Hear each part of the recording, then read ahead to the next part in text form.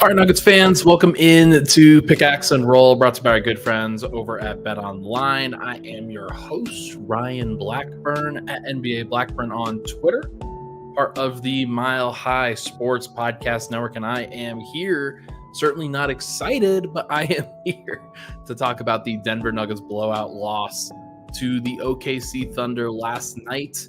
Final score was 102-87, which it's not quite in the blowout loss range, but this game was a 20-point margin initially, and it certainly didn't feel that close until the Nuggets had kind of a fake run at the end that got it a little closer.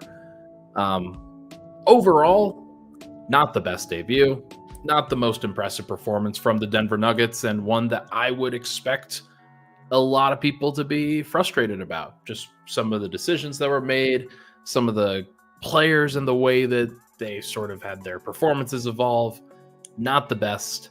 And I know that there's going to be a lot of discussion about it over the course of these next few hours. And then the great thing about the NBA, as we've said before, when Denver has a bad loss, 24 hours later, there's often a game. So get to turn the page and have to turn it pretty quickly, because Denver will play against the Clippers on Saturday afternoon in a matinee game. And I think everybody's going to have to sort of bottle things up and turn the page, because OKC is a really, really good team. They're a really, really good team. And I sort of thought that this was the way that things could go. And that's okay. I wouldn't expect people, Nuggets fans, to bet against their team in this situation, especially for the home opener. But OKC's great. They're a very talented team, and they didn't have Isaiah Hartenstein last year, so expecting them to be lacking without him this year would have been kind of dumb. So it'll be interesting to see what happens, but I am curious to see how Denver responds, certainly. Make it look easy says, "You called it, LOL." Yes, I did. I don't feel super proud about that one. Nobody wants a Debbie Downer to be calling their games, but look, this is just all part of it. Liz asks, was Chet wearing a Nuggets jersey around his neck at postgame? I don't know. Was that a thing? I didn't actually fully clock that. Also, I just realized that the color of these things is a little bit different. So I'll change that at another point. But everybody, really appreciate you stopping by. This podcast, as you know, is brought to you by good folks over at BetOnline, number one source for everything basketball this time of year, from opening tip-off to buzzer beaters. BetOnline has you covered with the best odds, biggest promotions, and live in-game betting on all your favorite teams. This season, every game matters, and BetOnline has every stat, matchup breakdown, and live odds to bet during the game. And it's not just the NBA. BetOnline has other sports as well. Head on to their website today to get in on the action for America's most trusted site for online wagering. BetOnline, the game starts here. All right, I'm your host, Ryan Blackburn. Thank you so much for tuning in. Hit that like button, hit that subscribe button. Would really appreciate it. Let's get into this song and dance and talk about this Nuggets loss. Again, not the greatest performance. You never want to overreact too much to opening night, because weird stuff can happen on opening night. And the Thunder are just a really good team, and people are going to have to sort of clock that. Just looking at some of the advanced metrics here heading into this one, Denver they gave up a 101.7 defensive rating. That's really good. That is a really good defense. And I thought the way that Christian Braun looked in that starting lineup defending Shai Gilgeous-Alexander, the way that the entire team, except for maybe Michael Porter and Julian Strawther at times, I thought, and Dario Saric, I think, deserves some criticism on defense too. We'll get to that in the second segment. But the way that the team defended in this game was really good. And Michael Malone made sure to mention that post-game. He wanted to make sure that everybody kept it positive. It's just game one. Obviously, Denver goes 7 of 39 from three. And it's really hard to win when you go 7 of 39 from three. Thunder have the best perimeter defense in the NBA. I told you guys this before multiple times. This was always going to be a thing. This was always going to be a potential problem. And I'm very curious how Denver responds against a normal perimeter defense, but When you have a team that has the league leader in steals last year in Shea, Lou Dort, one of the best on-ball, off-ball defenders in the NBA, and just relentless. Alex Caruso, relentless. Cason Wallace last year was an elite defender hiding in plain sight. And Aaron Wiggins is like their fifth best perimeter defender, and he's really solid. Like, they've just got a lot of guys. And Denver, not to their detriment, doesn't have a lot of offensive spacing threats. So it made it kind of easy for the Thunder to guard Denver initially out of the gate. And we'll talk about why that was in the third segment specifically. But again, 7 of 39. At least Denver got up some threes. That was nice to see. The guys that took the threes, we'll see. Nikola Jokic had himself a pretty good game overall. 16 points, 13 assists, 12 rebounds, 2 steals, and a block. I will say his defense was probably a weak point for the Nuggets. There were times where it was good, but overall, Chet Holmgren pretty much got whatever he wanted. 11 of 18 from the field, 0 of 5 from 3. If Chet had made any threes, it would look even worse. I thought Jokic got outplayed by Chet overall. And that's never a good sign when you're the best player in the world and the MVP. Chet was really, really good on the other side for OKC. And he got away with a couple fouls that probably should have been called. But he's also just really talented, really good. And the way that the Thunder were able to collapse on Jokic consistently over and over and over again in the post, that made things challenging for Denver to get good offense. I thought that Christian Braun made the most of his opportunity. The only thing that's going to follow him around from this one is that he just has not made shots. He hasn't made the outside threes. But I think he was 8 of 12 on 2-pointers and consistently collapsed and got some pretty efficient looks on that side of the floor. And there were a lot of great transition baskets from Christian Braun as well. But overall, those were the two guys, Jokic and Christian, that I thought had a really solid game. And then everybody else you could really quibble with on what they were doing on a consistent basis. We'll start with Murray. Not the best performance from Murray. I thought overall his defense was pretty solid. Just one of the reasons why the defense for Denver was really good. Jamal Murray was pretty engaged on that end of the floor and pretty solid. And then Murray staggered with the second unit. And somehow in 38 minutes, he only took 14 shots. And we see this from Murray in debuts and in openers, I have over the course of his career. Sometimes when you're trying to get everybody else involved, when you're not trying to take over the offense, you can kind of fade into the background in a way that you probably shouldn't if you're the second best player on the team. The way that the Nuggets were running their offense with the starters, Murray didn't handle the ball a ton. Jokic had the ball pretty much every single possession in the post and then was making decisions off of that. And Jokic obviously made good decisions.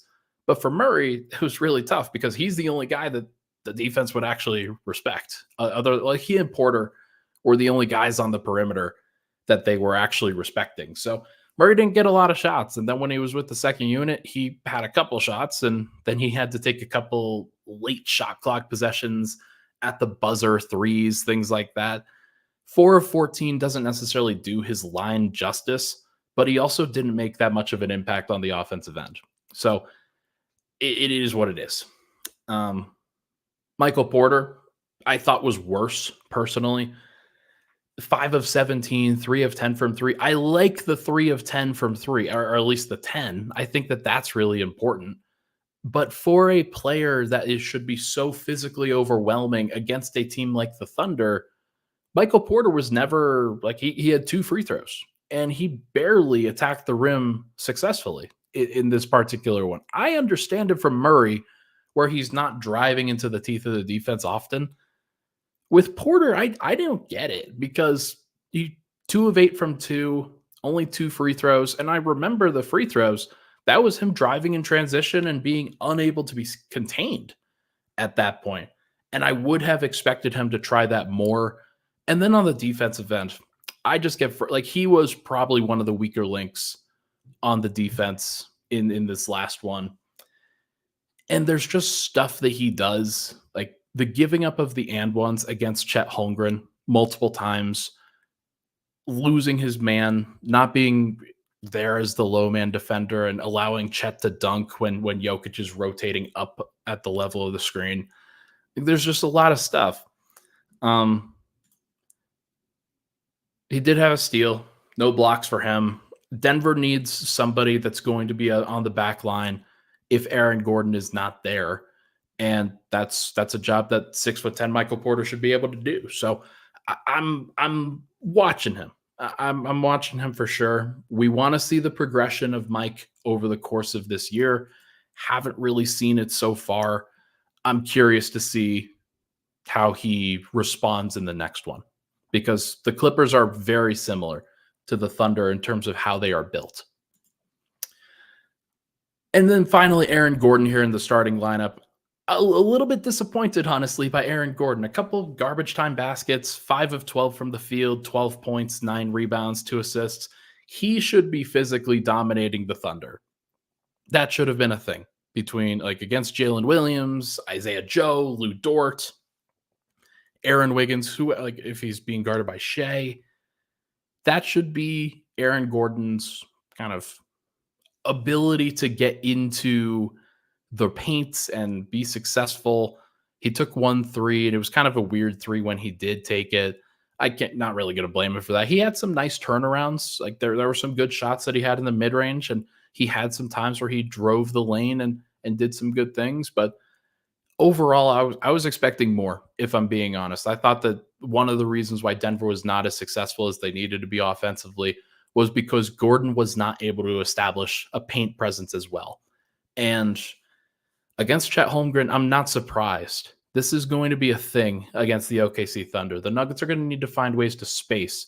I thought Gordon's defense was really good tonight, but against the Thunder, they're going to need to find a way to space out and take advantage of Chet in the middle of the floor and put him into really tough positions where he's being guarded one-on-one or guarding Jokic one-on-one. And that just didn't really happen. So we'll see what they can scrounge up in the next one, but overall, not a great showing from the starters in their first debut. It could have been worse, and it was worse with the bench. When we come back, we will discuss what happened with the second unit and everything that I think Nuggets fans have a gripe with. We will be right back here on Pickaxe and Roll.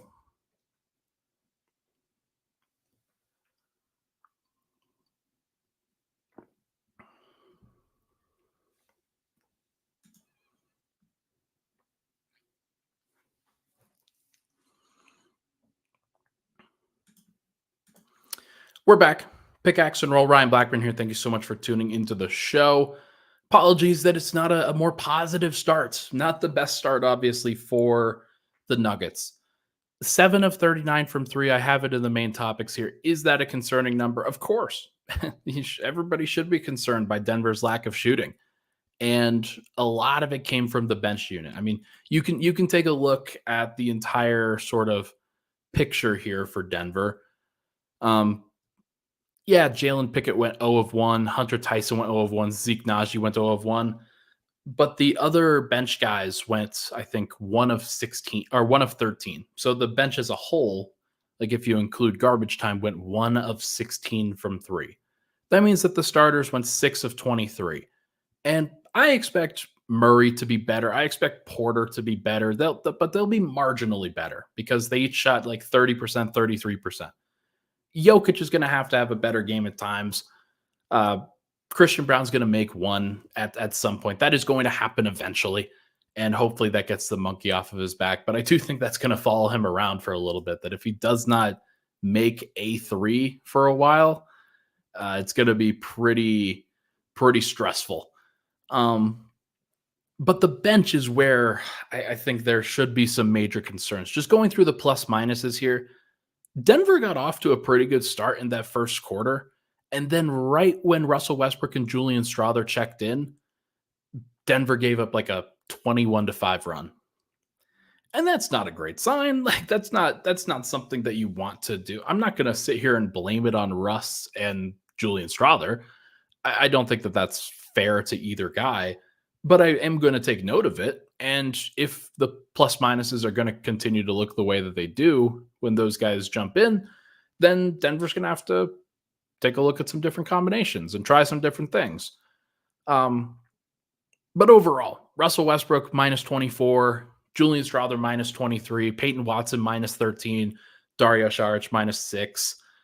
The only reason Dario wasn't worse was because he only played 11 minutes, and then the Nuggets tried to get Jokic back out there as quickly as possible. Really quick on Dario, not impressed. Not impressed with what he looked like. His defense against a driving team in the OKC Thunder, he just looked very slow, very unathletic, could not really keep up with what they were doing, and he didn't provide any presence at the rim. Did have a steal, but he only had one rebound in his 11 minutes, didn't have a block. He airballed a three really badly, and I'm going to monitor that as well because Denver invested in him in the offseason, thought that it was a good idea, and I still stand by the idea that I think Dario will be a helpful piece for the Nuggets against most teams. If it's against the Thunder, they might have to pivot the next time that they play OKC. Josie says, if Holmes was active, how do you think he could have impacted the game? I was actually talking about this with Matt while we were there. DeRon Holmes would have been really good against the OKC Thunder. Now he's a rookie, so you don't expect a ton, but the energy that he would have played with, the athleticism that he brings, the versatility, he can roll, he can space, he can do some things, but more than anything, he can just keep up. And the defense that he played with in college was really solid. So it is a big loss. This is something that I'm not going to try to bring up every single time that Denver loses, but if Holmes was available, he probably could have played over Dario, or like they would have played a 10-man rotation and given him a shot there and seen what happens. But that's it's unfortunate the way that it happened. Russell Westbrook in his debut really struggled. 6 points, 2 of 10 from the field, 1 of 6 from 3, 1 of 4 from the free throw line. Just the shooting was not there. And like you could say the shooting was not there with anybody on the Nuggets roster, but it was especially not there with Russ. He had a lot of open opportunities, and the Thunder were more than willing to tell him exactly the Thunder were more than willing to give him those shots, and he was more than willing to take them. Finally hit one in the fourth quarter, but kind of too little too late there. 5 rebounds, 5 assists, 1 steal, 2 blocks, 2 turnovers. I put out a stat on Twitter last night. Russell Westbrook actually led the team in usage rate in this game at like 25%. And then Christian Braun was second at 22%, which is really funny. I think you're going to have to get used to Russell Westbrook leading, not the team, but like certainly leading his unit in usage. That's just what the Nuggets look like when they run their second units most of the time. The point guard is going to have a ton of responsibility. Russ is going to make some mistakes. He's also going to get to the rim. He's going to try to create as much for the opposition as possible. But 2 of 10, 1 of 6 from 3, 1 of 4 from the line is not good enough. It's just not. And no matter what he does in the other aspects of the game, if he continues to shoot that way, it's going to be a problem. So I think that he can be a helpful player, but the Nuggets overall are going to be, if they're struggling for shooting now, like they might continue to struggle shooting if things happen the way that they did last night. Let me address this real quickly. Y'all media are too nice with Calvin Booth and Josh Kroenke. I don't know if you guys have listened to the podcast, but I have absolutely been critical of both of those guys and the way that the decisions have been made. And here I will be critical of Michael Malone as well. I thought that staggering Jamal Murray with the second unit was dumb. I didn't think that was a good idea. I will never again think it's a good idea, especially with Russell Westbrook on the second unit. I asked Michael Malone last night, what do you like about Russ and Jamal? Like, why are Russ and Jamal staggering together? Why'd you go with that decision? And he was basically of the mind that in practice and in scrimmages and in the preseason, the reps that they have had, that Russ and Jamal lineups were pretty good. So all he can do is ask. And then in sessions like these, I will be critical of the decision. It was a bad decision, and I don't know why he did it. And the Nuggets, at this point, they need to split up Michael Porter and Aaron Gordon mostly to try to play a little bit faster, play a little bit with more pace, bring a little bit more size to the second unit, where the Thunder were clearly hurting them on that end. But look, you guys have listened to me criticize Calvin Booth and the way that the Nuggets handled their offseason overall. I don't know what to tell you. Like, I'm just here doing what I can. And I don't actually hold any power in this situation. Like, I will do what I can to share my mind on these things. But overall, I do not think that Calvin Booth made all of the right decisions, although I bought in at the end of it. I do think, and I'm going to talk about this a little bit later, I still think that the Nuggets can bounce back and beat OKC in a playoff series. I'm not going to sit here and say that they can't. They probably need a change. They probably need a change of some sort. What that change is, we'll find out.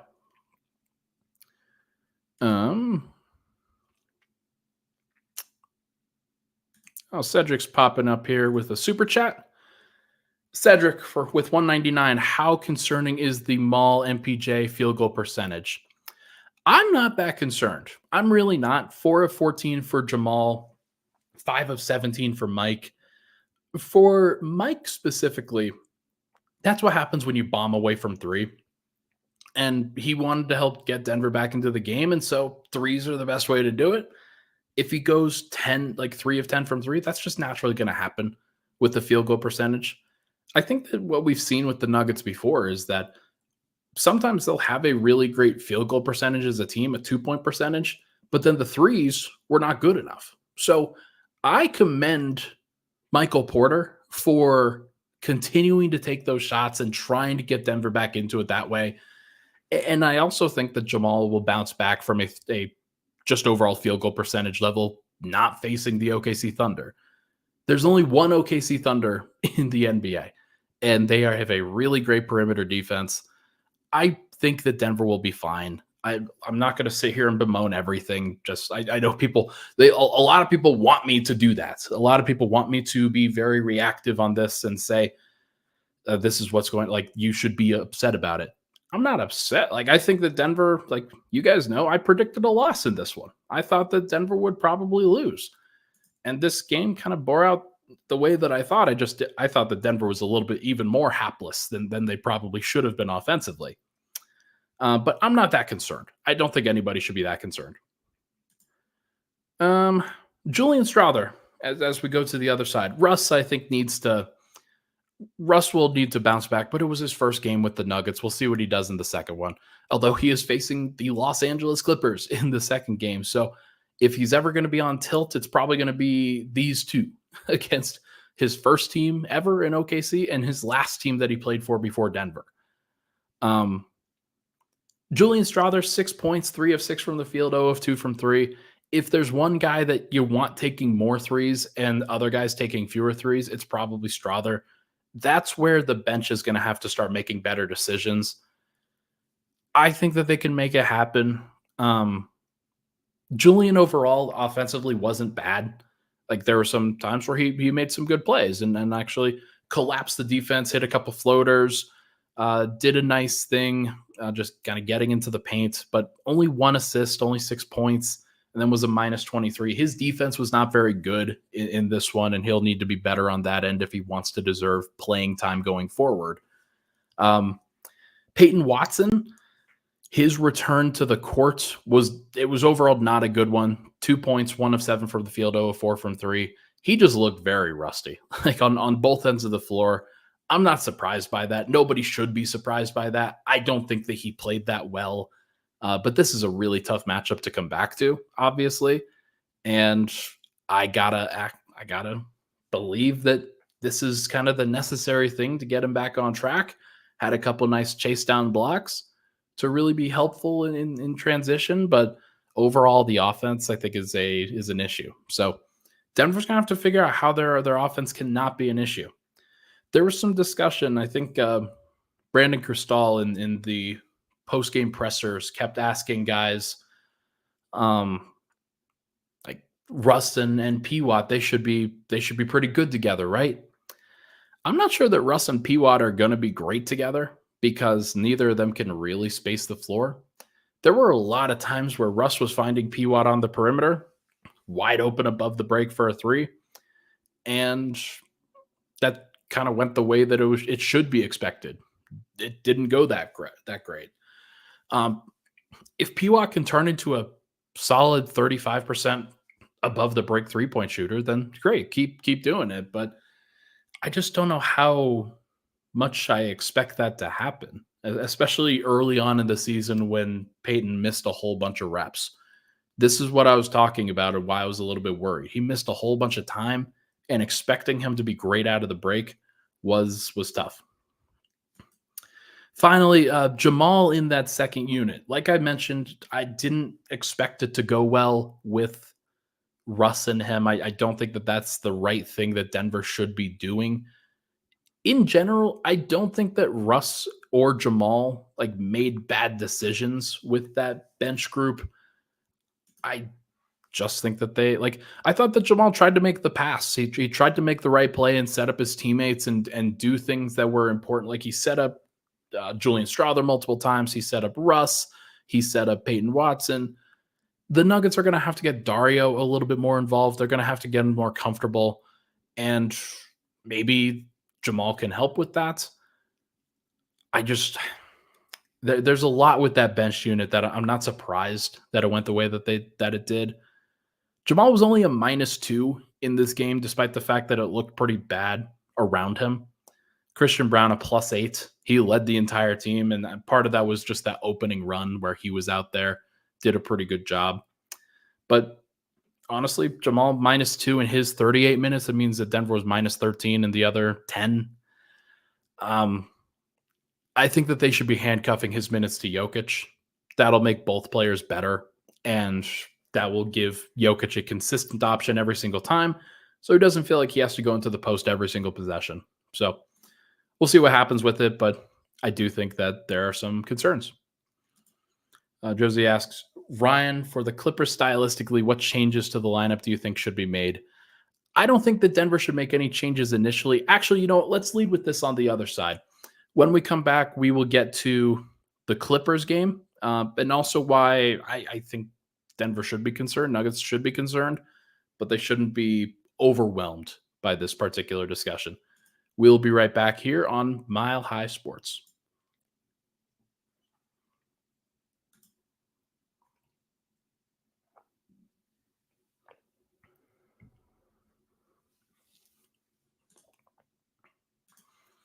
All right, we're back. PIckaxe and Roll, Ryan Blackburn here. Hit that like button, hit that subscribe button. Would really appreciate it. Thank you for tuning in on this Friday morning.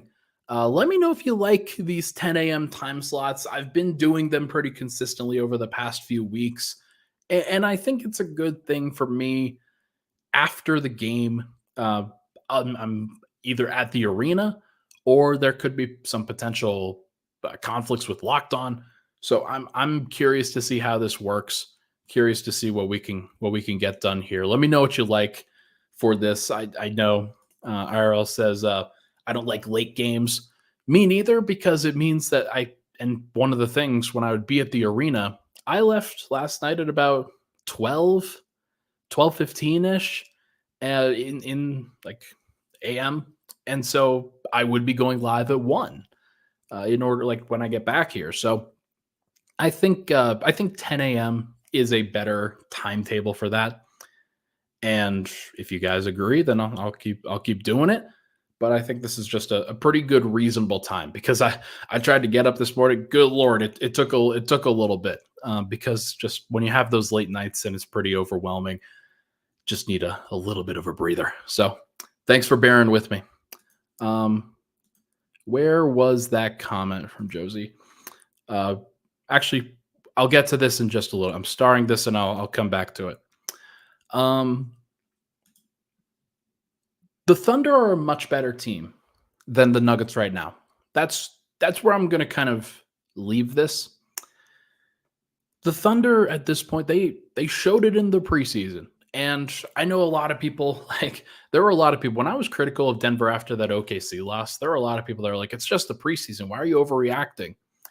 And then the exact same thing happened, except the Thunder didn't shoot well from three this time around, and the Nuggets only lost by 15. It was basically the same game, except Jokic played. And in my mind, this is a very understandable loss for Denver because OKC is a machine. They are absolutely incredible on both ends of the floor. They know exactly what they're doing.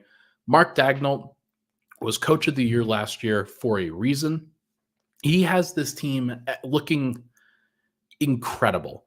And I think that they're going to win 60 plus games. I really do.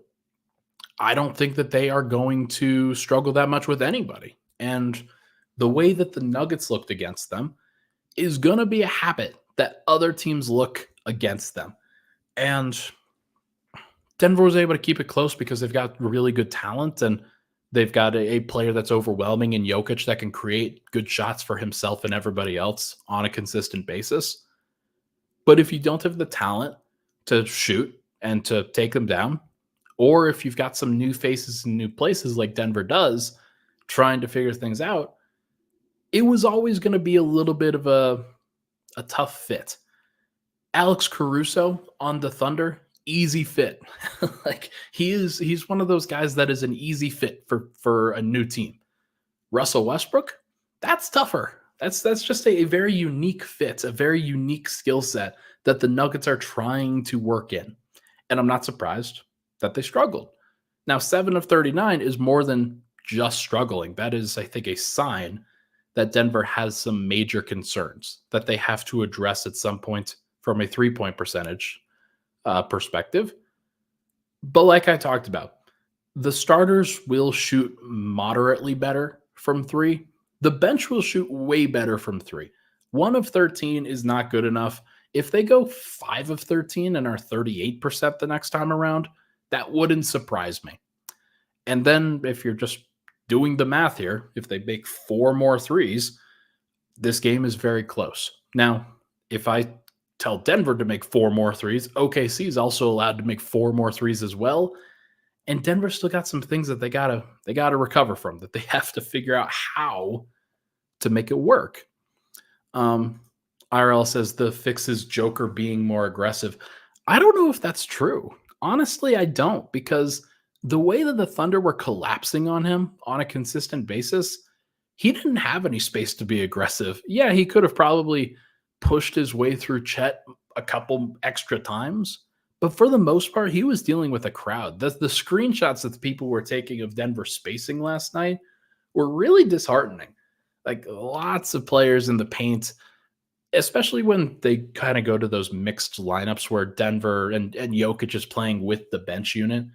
When Russ is out there, when Aaron Gordon was out there, when Peyton Watson was out there, man, that lineup was really bad from a spacing standpoint around Joker post-ups. So I think that Denver's got to come up with some other ways to get Joker the ball in positions to score. But the Thunder are just really, really well coached. And I'm not surprised that Denver struggled this way. So they'll bounce back. The Thunder are a better team than the Nuggets right now. It doesn't mean that in April or May or whenever Denver faces them again, that they can't be better.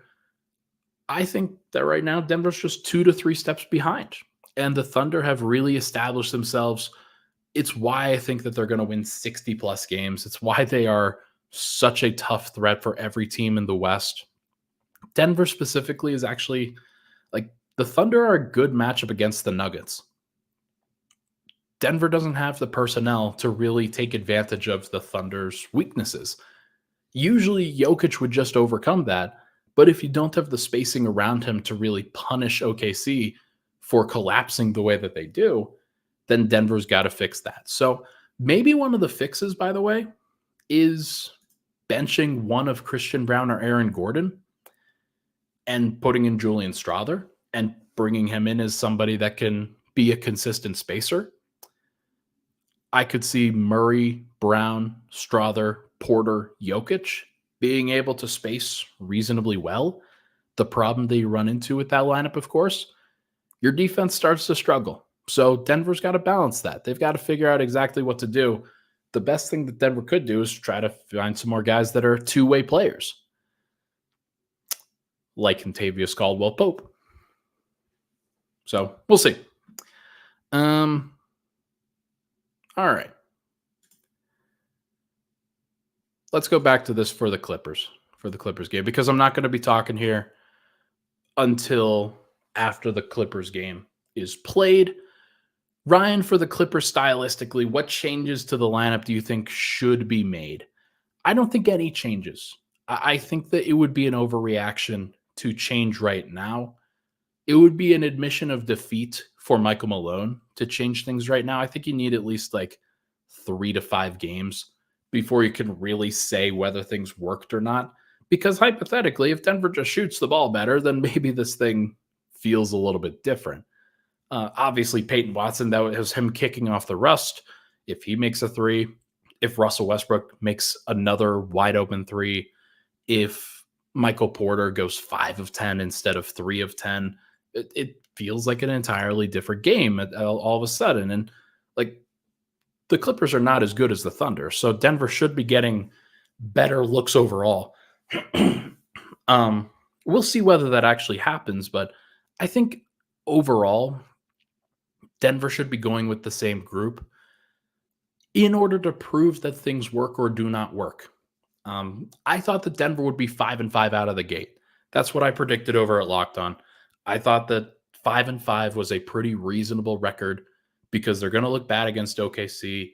There's going to be a couple of teams, even bad teams that they play, where they don't necessarily have it. And they're going to have to figure some things out because of the new faces and new places. But this year's all about development of those younger guys, the incorporation of Russ and Saric in order to become the best team that you can be. In order to do that, in order to do it actually, you got to get uncomfortable. Sometimes you're going to have to lose in order to win. It's one of the reasons why people have picked them to win fewer games. Now, the other reason why people have picked them to win fewer games is because they think Denver is worse. And if you watched last night's game, you probably agree. I think that they might be slightly worse. I don't think that they're that much worse. I think that Denver will be better against a team that is like a normal basketball team and not a team that is planning to win 60 games. Thunder look great. Celtics look great in the preseason. There are teams that Denver will play, including against the Clippers, or I think it'll look a little bit different. So we'll see. We will see what happens. I am very curious about it. There was a trade proposal that was in the chat that I will not address, but I think would be a pretty good one. So if you are interested in going back and taking a look at the live chat, then you can go right ahead. Folks, don't overreact too much. Don't think too much of it. The Nuggets are going to be fine. I think they're still going to win 50 games. I expected them to lose this one. If they don't win every game in this early stretch, it's going to be fine. They're going to have to figure some stuff out, and this is part of the growth curve. This is part of the learning process. So I am not surprised by it, and I don't think anybody else should be that surprised too. Yeah, so we will see what happens with it. I'm looking forward to seeing what the Nuggets ultimately do and whether they can bounce back from this one. On Saturday, it's a matinee game, so get yourselves ready a little bit earlier on that one. I'm looking forward to seeing what happens. that is going to do it for this episode of Pickaxe and Roll, brought to you by our good friends over at BetOnline. Thank you so much for tuning into the show. Really appreciate the love and support on the podcast, folks. Please hit that like button, that subscribe button. Leave a 5-star review on the audio side if you are over there for sure. Really appreciate everybody for being a part of this community. Thank you so much for tuning in. Hit that like button on the way out. I will talk to you guys very, very soon.